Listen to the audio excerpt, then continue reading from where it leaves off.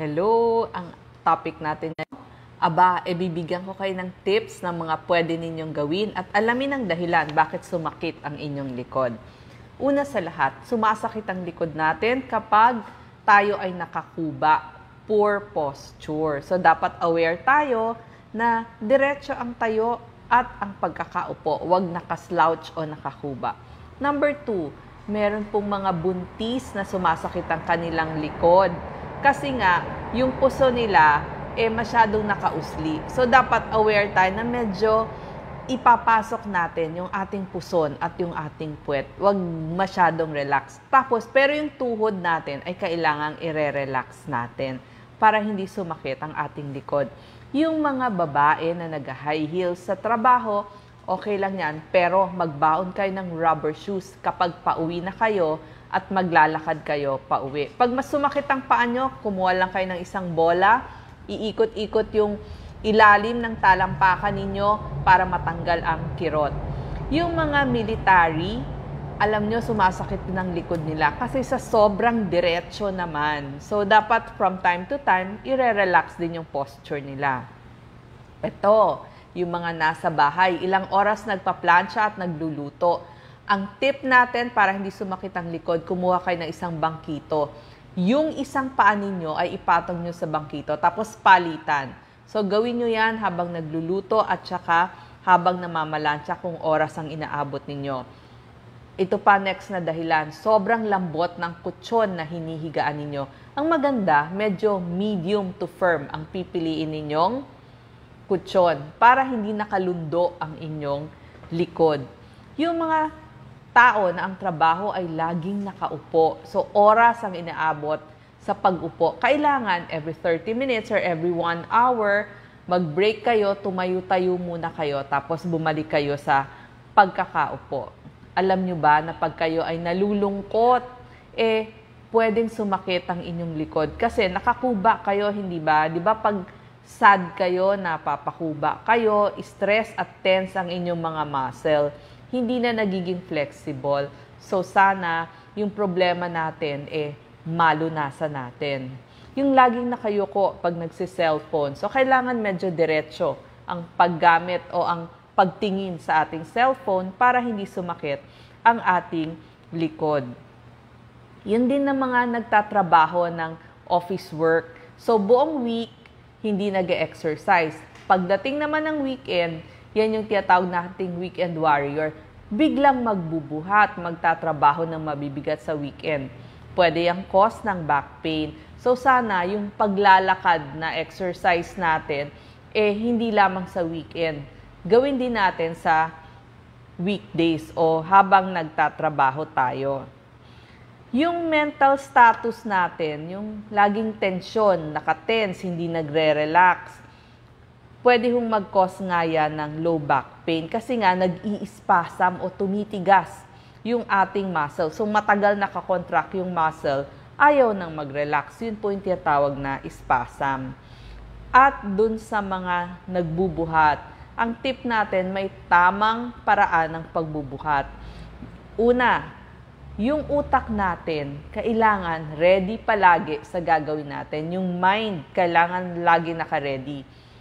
Kung ang iyong bubuhatin sa tingin mo ay 2 pounds, yung pala 20 pounds yun, bigla mong binuhat.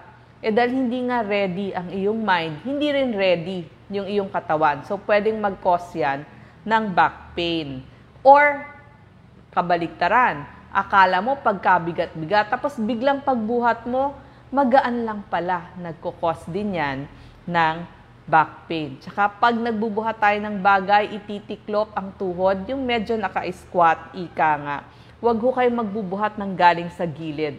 Kailangan mula sa harap at medyo malapit sa inyong katawan. Meron pang isang dahilan ng pagsakit ng likod, yung mga unusual activity natin. Halimbawa, sobrang pag-ubo, malakas na pag-ubo, malakas na pagbahing. Dapat kakapit tayo. Pag uubo tayo, unti-unti yung pag-ubo. Yung pagbahing, kung may makakapitan ka, kumapit ka para nandun yung force. Hindi nyo napansin, pag inuubo kayo, ang sakit din ng likod ninyo. May tinatawag din na absent step yung may iniisip ka, akala mo meron pang isang step na hagdanan, yung pala wala na. Pag nangyari sa inyo yon, nagkukos din yon ng back pain. May tinatawag kasi na inflammation yung nagkasugat ng maliliit dun sa inyong muscle. Yung maliliit na ugat, tinatawag natin mga blood vessels or capillaries, mamamaga, mag-spasm. Ang tawag doon, protective spasm. So, ang nangyayari, yon nagkakaroon ng inflammation o pamamaga dun sa ating likod or dun sa ating muscle. May isa pang cause ng pagsakit naman ng binti, ang tawag doon, sciatica. Actually, nagsimula yun dun sa ating spine o dun sa ating gulugod. May nerves na lumalabas doon. Pero, ang masakit, yung ating binti, yung legs natin, tapos hanggang dun sa ankle natin, hanggang dun sa big toe natin. Para malaman yon, pupunta tayo sa doktor. Gagawa ng mga test. Ang tawag doon, straight leg raising test. So, e-examinin lang naman kayo ng doktor. Pero, yun sa mga lagi nang nagba-back pain, meron ding mga test sa ospital na pwedeng gawin. Halimbawa, yung X-ray, yung EMG para sa nerves yun. Minsan, kinakailangan na din yung mga CT scan tsaka MRI. Kapag nangyari na yung biglang pagsakit ng likod nyo, mag-bed rest muna kayo. Medyo mas mataas lang yung unan dun sa ulo. Pwede pong lagyan ng malamig. Sa unang beses, malamig. So, kuha kayo ng ice, lagay nyo sa bolsa de yelo or dun sa plastic, tapos ipapahid dun sa skin, dun sa ating balat. Siguro mga 5 minutes lang, up, down, up, down. Pero after a day, pwede na po yung maiinit, yung pagpalagi na, yung halimbawa, pang matagalan na yung back pain nyo.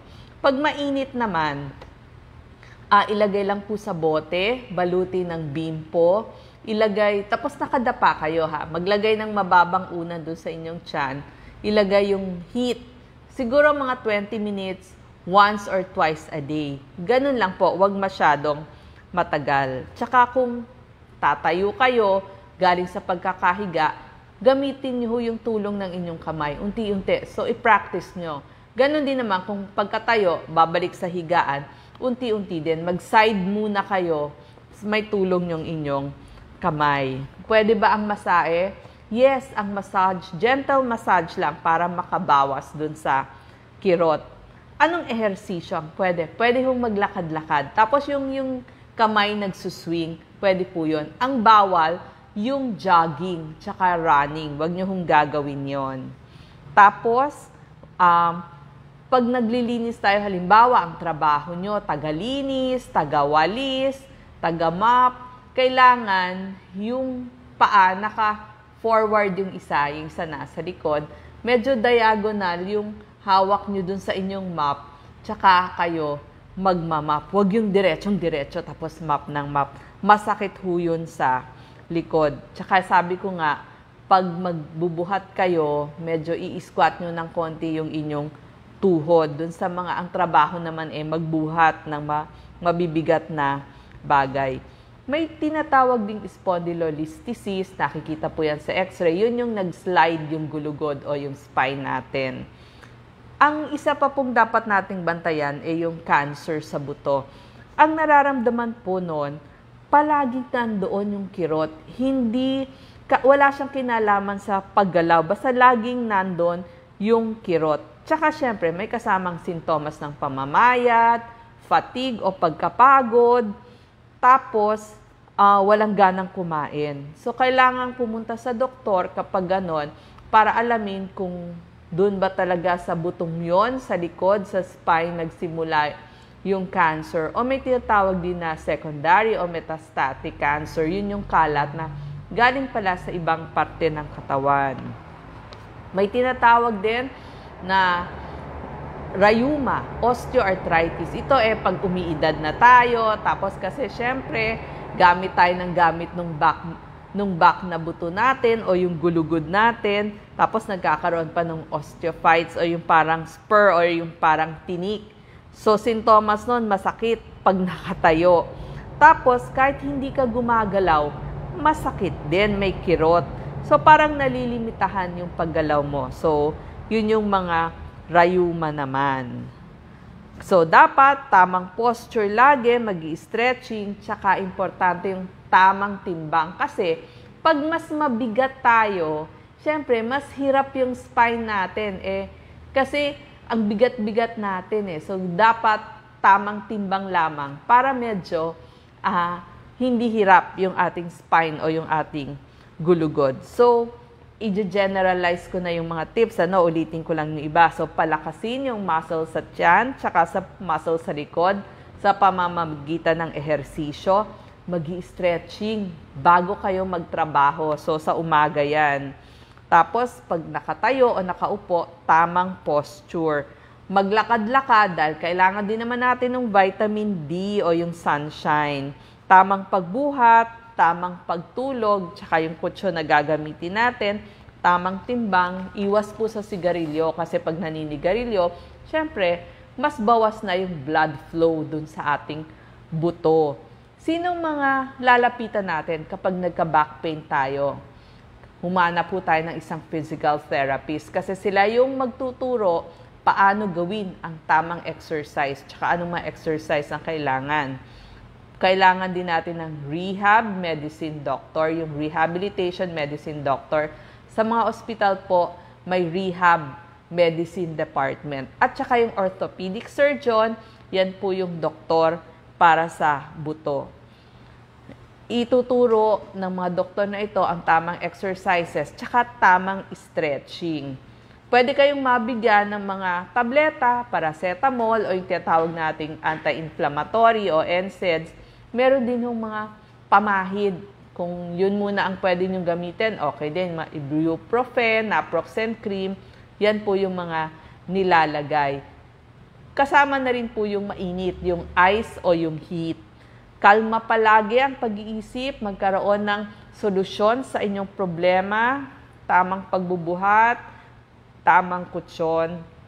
Sa mga kabataan, yung mga anak nyo, yung backpack nila, huwag sobrang bigat. Kailangan at 20% or less ng kanilang timbang. Huwag more than 20%.